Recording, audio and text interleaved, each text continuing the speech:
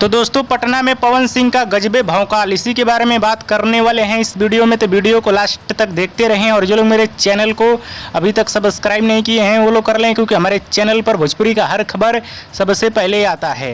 तो दोस्तों लगभग 3-4 दिन से पवन सिंह पटना आए हैं। पवन सिंह को बहुत सारा काम था, इसी वजह से पटना आए हैं। पवन सिंह को चुनाव प्रचार करना था और भरत तिवारी की मां से मिलना था और विधान परिषद में भी पवन सिंह को जाना था, लेकिन विधान परिषद में पवन सिंह सही समय पे नहीं पहुंच पाते हैं। फिर भी पवन सिंह वहां पे जाते हैं लेट से प्रेजेंट साइन करने के लिए। बाकी आप सभी को बता दूं, अब चुनाव प्रचार खत्म हो चुका है। अब पवन सिंह सावन गीत गाने का शूट करने वाले हैं और बताया जा रहा है कि आज रात में पवन सिंह के नए सावन गीत गाने का शूटिंग स्टार्ट होने वाला है। बाकी आप सभी को बता दूं, सोशल मीडिया में पवन सिंह का एक नया वीडियो काफी तेजी से वायरल हो रहा है, जो कि आप लोग देख सकते हैं।